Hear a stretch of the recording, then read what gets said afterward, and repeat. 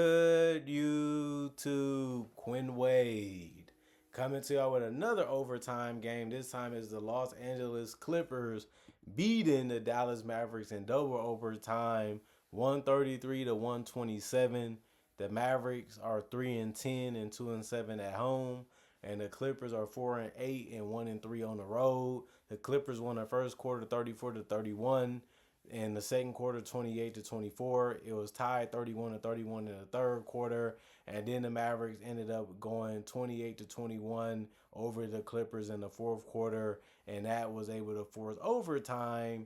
And then in overtime, the Clippers outscored them 19 to 13, and that's because they counted overtime and the second overtime together, and that was enough for the Clippers to win. John Collins, 8 points, 3 of 8 from the field, 0 of 3 from the 3-point line, 2 of 2 from the free throw line, 3 rebounds, 3 turnovers, 2 steals, 5 personal fouls, 24 minutes, plus 17, and plus minus for him. He did a good job of getting good looks. He didn't make all his threes, he missed all of them, but he did, get some deep seals and some easy looks in this game when he was out there, and he also got some good handy steals, but he did get in a lot of foul trouble and didn't play a lot of minutes because of that. Derrick Jones Jr., 15 points, 4 of 10 from the field, 0 of 3 from the 3-point line. He was 7 of 8 from the free throw line because he kept attacking the paint. I like that he did it fearlessly. 4 rebounds, 2 turnovers, 3 steals, 2 blocks, 4 personal fouls, and all in 40 minutes. He was a +2 and plus minus. He's a guy that they really rely on a lot. And he was able to come through for them on both ends of the court in this game. Ivica Zubac was just taking his time trying to score in the paint, and he did a good job of doing that because he only missed 4 shots. He was 11 of 15 from the field. With those 27 points, he was 5 of 7 from the free throw line. They had a double-double because he ended up getting 11 rebounds. He also had 2 assists and 5 turnovers and a steal in the block. 4 of his rebounds out of the 11 was offensive, and he had 4 personal fouls. He did all of that within 46 minutes, and he had the best plus minus on the team with a +25. James Harden had the most points on the team. He finished with 41, which actually was game high also for both teams. He was 13 to 25 from the field, 6 to 12 from three. Got good looks. Some of them was tough. He also went 9 of 11 for the free throw line. He's going to try to barrage his way to the paint, try to find a way to get to that floater or try to get that three off. And if you don't guard him the right way or you undisciplined, he'll make you pay for it. And that he did tonight. He also had 14 rebounds and 11 assists. So he had a triple-double. 3 turnovers, 1 steal, 2 blocks. 2 of his rebounds out of the 14 was offensive. He also had 3 personal fouls, and he played 51 minutes. It shows you how much they need Harden to win games. Their 6-game losing streak is now snapped because they beat the Mavericks, and it's a game they really did need to win, and they got it done. +8 and plus minus for Harden. Chris Dunn had 9 points. He was 2 of 8 from the field, 1 of 6 from three, 4 of 4 from the free throw line, 2 rebounds, 5 assists, 1 turnover, 2 steals, 1 block, 2 personal fouls, 32 minutes, +3 and plus minus for him.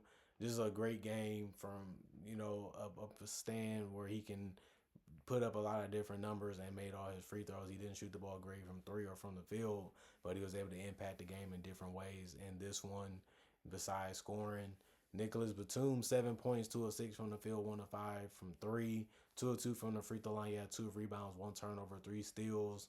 And he also played 25 minutes and had 4 personal fouls. He was a -2 and plus minus. Broogie Lopez, 0 points for him. He only attempted 1 shot. It was a 3.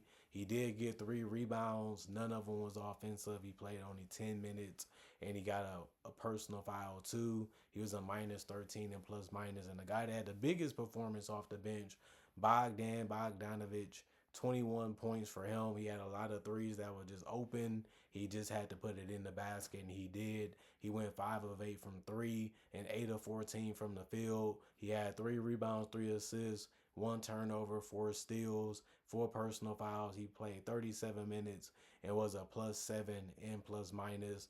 Jordan Miller, 2 points, 1 of 3 from the field, or 1 from three, 2 turnovers, 2 rebounds, One of his rebounds was offensive with two personal fouls.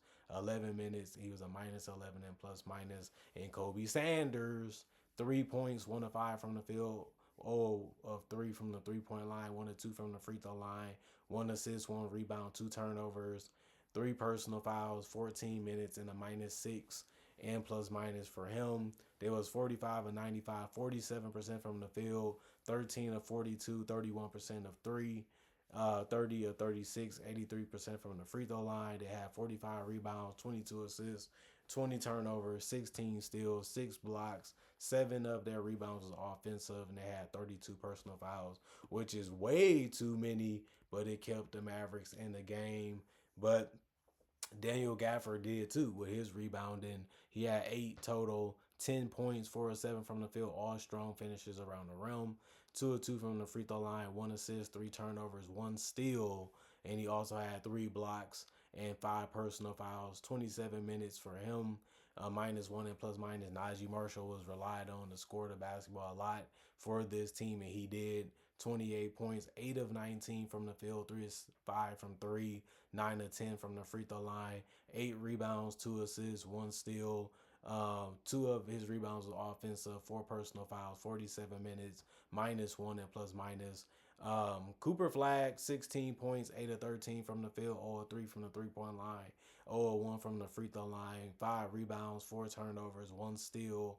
1 of the rebounds was offensive, 1 personal foul, 48 minutes, -15 and plus minus. He was efficient. He got a key basket to force overtime. They needed him to come through there, and he did.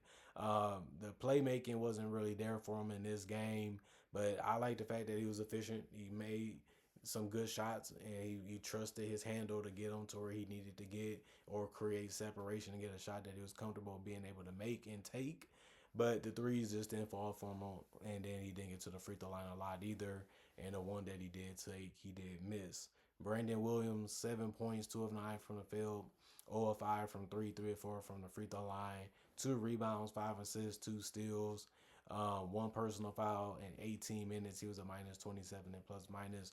He didn't do much offensively in this game when it came to scoring the basketball, but he did find his teammates throughout the game when he was out there on the court. He didn't play a lot of minutes, but he did a good job of finding his teammates when he was out there for the limited time that he played. Max Christie had 10 points. He got in double figures. The only guy that didn't get double figures in the starting lineup was actually Brandon Williams. But Max Christie was 3 of 9 from the field, 3 of 7 from three, 1 of 2 from the free throw line. He had 7 rebounds, 2 turnovers, 2 steals, and a block, and ended up having 5 personal fouls. 37 minutes played by him, a -14 and plus minus.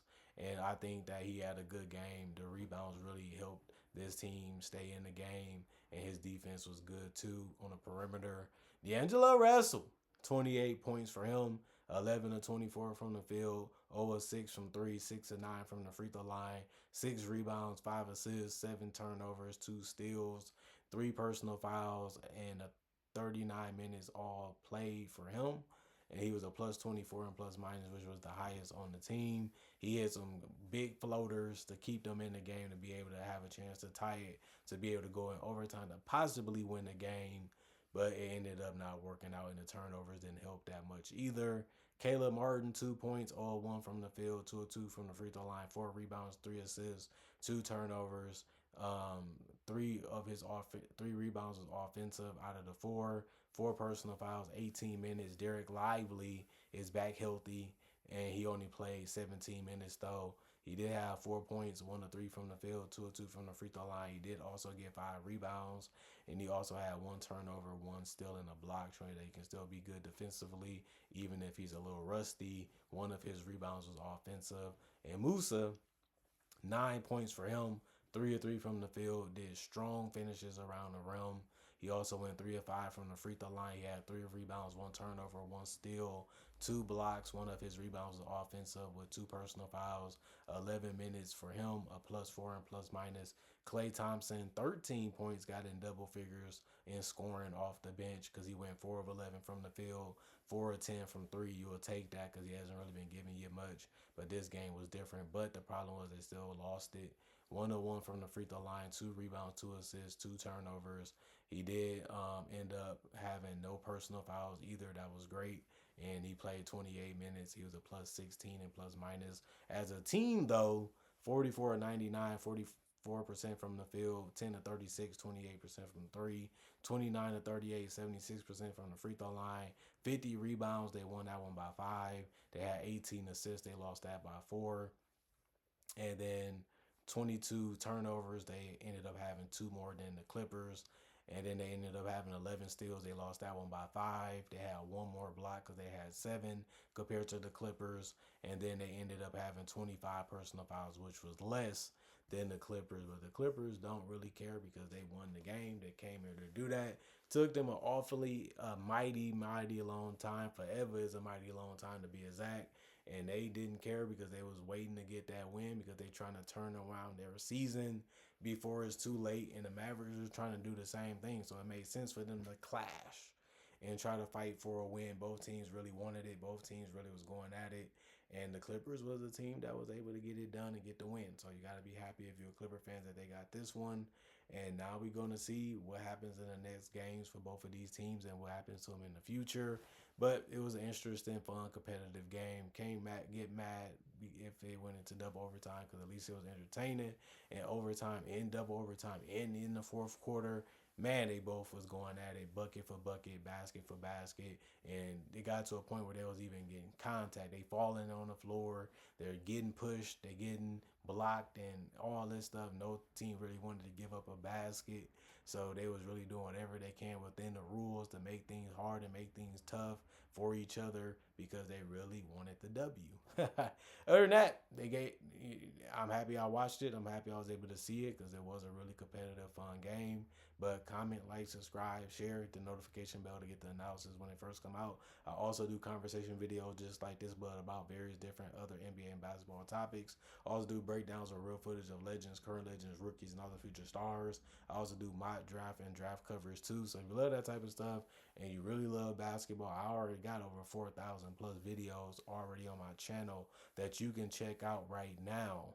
And on top of that, I try to upload videos every day throughout the day to give y'all something to watch and look forward to when it comes to NBA and basketball content. Other than that, thank y'all for appreciating the content for what it is. Thank y'all for coming back. Thank y'all for staying subscribed. Thank y'all for the love, the respect, and the support that y'all been showing me throughout all of these years that I've been doing this, even if you're new or even if you're just checking out the channel for whatever reason. Other than that, y'all stay blessed up. Y'all stay good. Peace. And I'll see y'all hopefully later today with more analysis.